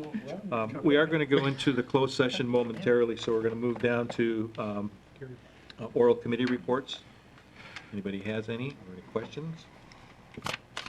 Bob? I have a question. I know, and maybe it's a little too soon, but I think it was Thursday, there was a meeting regarding the Yonkers building, and I just wonder if there might be a little bit of an update on that, because that's something people ask about, and it'd just be nice to know where things are at with that. Thank you. I can do that. And actually, that's thank you, because I actually had it on my list to cover. So as you're familiar, we're going through our process of looking at the options for the Yonkers building. We did have our, what we considered a public input session on Thursday night, and then we also had a follow-up with a task force meeting then on Friday. I guess our goal for moving forward, it's actually going to be on the museum committee agenda this afternoon, but we're hopefully going to bring that forward to Facilities and Parks at their meeting in January. I guess the recommendation that I'm going to try to make is that we do either a special meeting of the 3 committees, or actually maybe have it as a special informational presentation at the next county board meeting, just to kind of get the county board up to speed. Again, the little bit of the difference in this case is that we know the building will be used obviously for county purposes, as far as the archives and possibly the youth connection services. But there is still a portion of the building that would be available for I guess a partnership or a private partnership potential use. So I guess having that discussion and looking at some of those options, I would like to kind of make sure that we are comfortable both with the process and input we're getting from the public, but then also making sure that the county board is aware of the process moving forward. So a long-winded answer, but I think the first step will be a discussion at Facilities and Parks, and I'm hoping that they'll give me guidance in terms of whether to make that a special meeting between the 3 committees. By committees, I mean Facilities and Parks, the Library Board, and the Museum Committee, or if we should do a special meeting in presentation in January at county board and invite, obviously, the library board to attend as well in the January meeting, so. Laura? There's other partnerships that public would like to do, and they're still taking information in on that. Who would they contact, or if they're not doing an open session, is there an email that can be forwarded to someone that's developing these ideas and collaborating information? Or? Yep, that's a great question. So again, for the public, if they're still interested in providing any input in terms of potential uses or ideas for the building, they can send those both to Wayne Spritka or to Tina at the library. Yes. Thank you, Mr. Chairman. Our plan is to move the archives out of that brick building on Michigan Street in the. That is correct. Okay. And can we get an update on where that is at, that building? Is there, I guess there was no interest on someone, moving it or purchasing it? Sure, well, I can do it. So just for quick reference, I'm just trying to make sure I don't venture too far off the agenda. What we did is we did put for the white building for where we have the house and we have the archives currently stored. We went through the process at Facilities and Parks to see if it could be moved. We had it looked at by several different firms, and ultimately it came back that it's not a house that can be easily moved, mainly because of the bricks, and they feel that it would crumble once we try to move it. So the next option was then to remove the home, and we went through the process of getting a quote to actually clear the site. But then we actually put that off for a 6-month window because Human Services would like to look at the house for potential placements. So right now, if they can figure out a plan that's affordable for us to potentially reuse that home for placements, they're going to have that come back through Facilities and Parks. And if they don't, then we'll proceed moving forward with raising the site if we don't have a viable use for it. Okay, thank you. Anybody else? Review of vouchers, claims, and bills. Linda? I did notice there was just one payment of a bill regarding the hoarding situation. I'm going to guess that that's the Carlsville House. But perhaps at some future meeting, we could get a total on the costs of Yes, I could do that. cleaning that place up. It was significantly less than projected, which is good news, but I'll bring a total for you. And I'll echo that interest, just a concept of what was done even. And is the work complete? Yes. Thank you. Vouchers, claims, and bills. Announcements. The next regular county board meeting would be January 28th, 2020, a whole year from now, at 10 a.m. Our meeting per diem code would be 1217. Got two more. I have one other announcement. Yes, go ahead. Besides that one. We worked with Nancy to confirm we're going to do a legislative committee meeting in January. That's going to be on January 13th at 1:30 p.m., pending that we get everything lined up for a quorum. But more than anything, what I'd like to do is just let the committees know if there are any issues that you'd like the legislative committee to take on or ask. Please get those to Nancy or myself, and we'll make sure that's on the agenda. The goal will be to invite both Joel Kitchens and Andre Jacques to the meeting and allow them to also give updates. So if you do have any agenda topics that you feel are significant, please let us know. But that's the date we have set as of today. We'll confirm it, but that's what we're looking at is January 13th at 1:30. In addition, Did you say, I'm sorry, did you say 1:30? Correct. Okay. Health and Human Services is meeting at 2 o'clock that day. There would be, There would be definitely, that's definitely a conflict for me. I don't know if I'm the only and one. there's also a lot of things that come up in Health and Human Services that we have sent forward to the Legislative Committee through Bob, so I'm wondering if that could be a different date. And we're Okay. meeting at 2 because, to kind of accommodate. Right. I can work with, we can look at, where we're trying to do is the 13th was the date because we know we moved everything up a week because of the highway conference, so that's why we moved it up. We thought it was a good one. So if anything, it might get moved up earlier in the morning or we'll push it back a week. But I'll work with Nancy on that and we'll send out an email to confirm that with everyone. Thanks. the county board Christmas and New Year party is scheduled for Saturday, January 11th, 2019. According to the committee, they're trying to determine who blamed 19 versus 20, but it should be 20. That was a great party, by the way. Would you like a copy of the corrections that were made, the other ones? No, save that. I think that's a door prize. If you So missed it, it was a great party. The cost is $23 each, and we would like to have the funds and the, whether you're going to attend or not, to Nancy or Ken by the 27th of this month. Could we make it or Jill too? I think because a lot of people go Sure. into her office. That's fine. I was going to say, is that Yeah, acceptable did to she you? want it? Nancy, someone. She's easier to just pull up to and run in. We're not going to see anybody. And we love seeing her. Yeah, The 27th. there's that. That's what it really is. Yeah. But don't make him out to Jill. No, no. Yeah. I trust her better. Jill will go. Yeah. no, I know so. Okay, we're going to take a 10-minute quick recess, let Laddie break down, everybody else clear out, and then we'll go into executive session. Yay.